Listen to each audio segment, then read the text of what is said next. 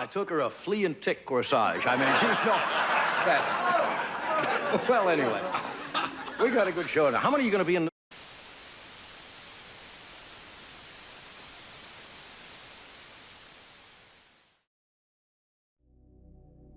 On April 27, 1986, a little over half an hour after midnight, the HBO cable television network had just begun airing a run of the film The Falcon and the Snowman. However, just a few minutes of the movie had played when the signal cut to static, and moments later viewers all along the east coast of the United States were greeted with a mysterious message of protest. What was at first just a minor inconvenience to many quickly turned into one of the most important cases of signal hijacking in the history of television broadcasting. But what made it so important? Who was behind it, and why did they do it?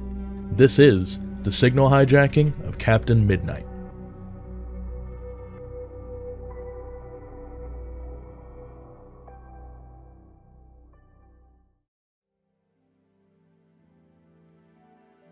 In the late 1920s, when the first television broadcasts were made, they were delivered for free over local frequencies from towers across the United States. These free local broadcasts continued even through the 1950s, during the advent of paid cable television, which, as the name implies, used physical cables to transmit television signals rather than local broadcasts. This allowed even those in more remote areas unreachable by broadband to receive television. Starting in the 1970s, some of those who used satellite dishes to watch television found out how to use them to tune into cable programming that would otherwise be locked behind a paid subscription. At the time, this practice was not illegal and it became fairly widespread.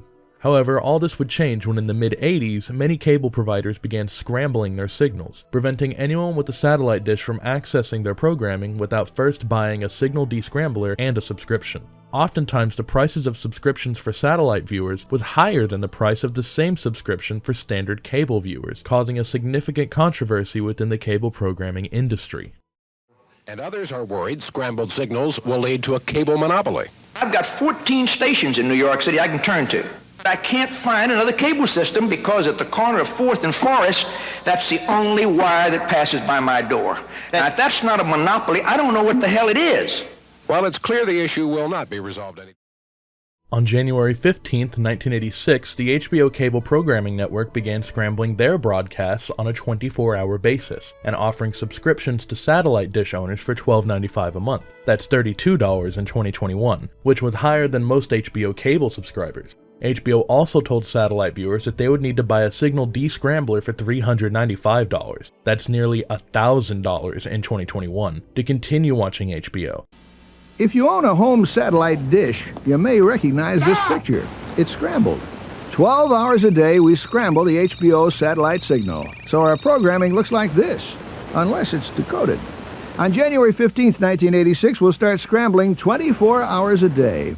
But your home satellite dish can keep receiving HBO. To find out how, call this number during business hours, 9 to 5 Eastern Time. That's 212-302-6242.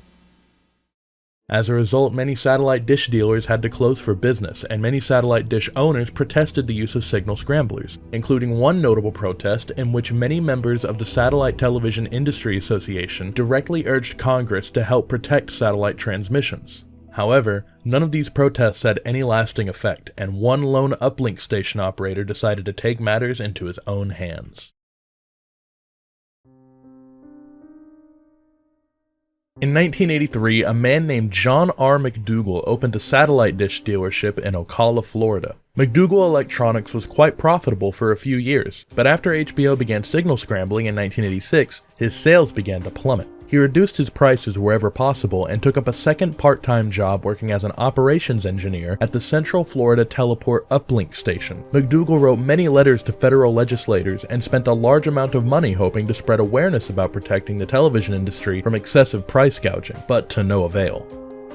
On April 26, 1986, sometime after 4 p.m., McDougal reported to the Central Florida Teleport along with one other engineer. The other engineer left a short time later at 6 p.m., leaving McDougal to work in the building alone. After overseeing the nightly programming for the People's Choice Network, McDougal went about his daily routine until he was scheduled to leave. Before doing so, he set up a television screen to display SMPTE color test bars and used a Quanta Microgen MG100 character generator to put his message on screen. After spending a few minutes creating his message, McDougal aimed the facility's 30-foot satellite dish towards the location of Galaxy 1, Falcon, the satellite that was carrying HBO. He then began transmitting a signal onto the satellite that overrode HBO's broadcast of the film The Falcon and the Snowman for 4.5 minutes.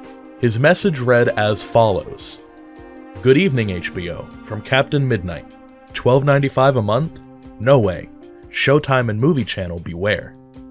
McDougal later stated that the name Captain Midnight was inspired by a film he had recently seen, On the Air Live with Captain Midnight, and that he had begun the message with "good evening" because he didn't want to come across as rude.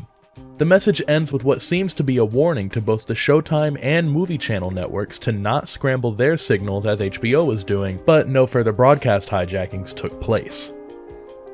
The owner of the Galaxy 1 satellite, Hughes Communications, immediately noticed the interruption and, believing it to be the work of a domestic terrorist, threatened to shut down the satellite. A technician at HBO's Communications Center in Long Island, New York, attempted to take back control of the broadcast by increasing its transmission power, but this proved unsuccessful as McDougal simply did the same. This control battle lasted around a minute and a half and could actually be seen in the form of heavy static.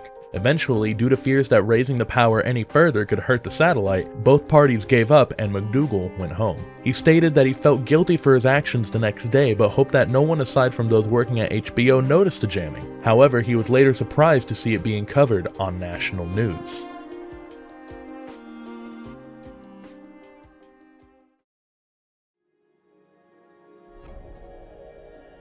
Despite being at worst just an annoyance to most viewers, HBO announced that the person behind the signal hijacking would face charges and proceeded to contact the Federal Communications Commission. In the few days after the incident, both the Department of Justice and the FBI became involved with the investigation, with over 200 people reportedly calling the FBI to falsely confess to being Captain Midnight. The investigation started in the Dallas-Fort Worth Metroplex after the FCC received an anonymous tip that the hijacking was committed by an amateur radio operator in Louisville, Texas. After this search proved unsuccessful, the FCC determined which teleport uplink stations in the United States had the antenna size needed to take over the HBO signal. This narrowed the search from 2,000 licensed transmitters in the country down to 500. Then they determined which of those 500 had been either inoperative or broadcasting non-HBO material during the time of the hijacking, further narrowing the list down to only 12 stations. An investigation of these 12 stations gave the FCC 3 prime suspects, including John R. McDougal. Finally, the FCC received a tip from an accountant who had overheard McDougal discussing the incident on a payphone. This tip led FCC investigators to meet with McDougal at his house and summoned him to appear in court. During this meeting, McDougal claimed he had committed no crime, but, despite protesting his innocence and feeling that there was not enough evidence to convict him, agreed to appear in court. Before his court meeting, McDougal contacted an attorney, who advised him that a trial would be both risky and costly, and that he faced up to a year in prison and a fine of up to $100,000 if he were found guilty. McDougal, who was becoming increasingly worried about going before the jury and having to lie to be acquitted, eventually decided to cooperate completely with the FCC. During his first court hearing on July 22, 1986, John pled guilty to the charge of illegally operating a satellite uplink transmitter. He agreed to a plea bargain with U.S. Attorney John S. Green and received 1 year of unsupervised probation, a $5,000 fine, and had his amateur radio license suspended for 1 year. Lawyers with Hughes Communications considered the option of taking McDougal to civil court, but ultimately decided to not take any further action.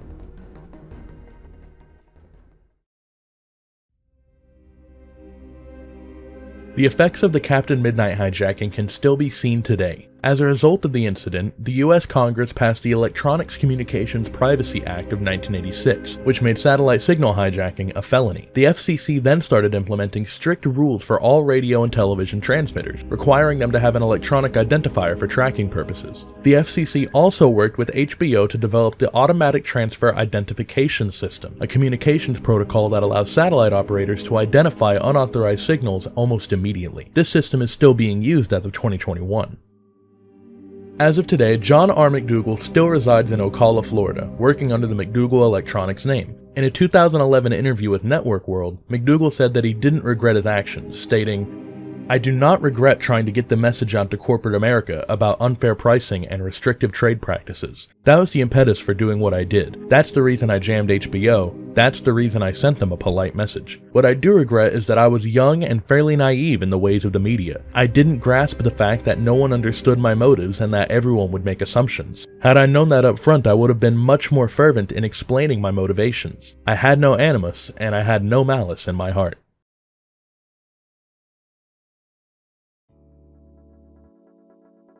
The story of Captain Midnight is a very interesting one to me. Despite having such a long-lasting effect on the way television is broadcast, it's not a topic that's particularly well covered from what I can tell. There are other more famous and more well-documented instances of broadcast hijacking, such as the Max Headroom incident, but there's something about Captain Midnight that makes it far more intriguing in my opinion. At the end of the day, he was just a frustrated guy who wanted to send a message. What do you think of Captain Midnight? Do you think his actions were justified? Leave a comment. I'd love to hear what you think.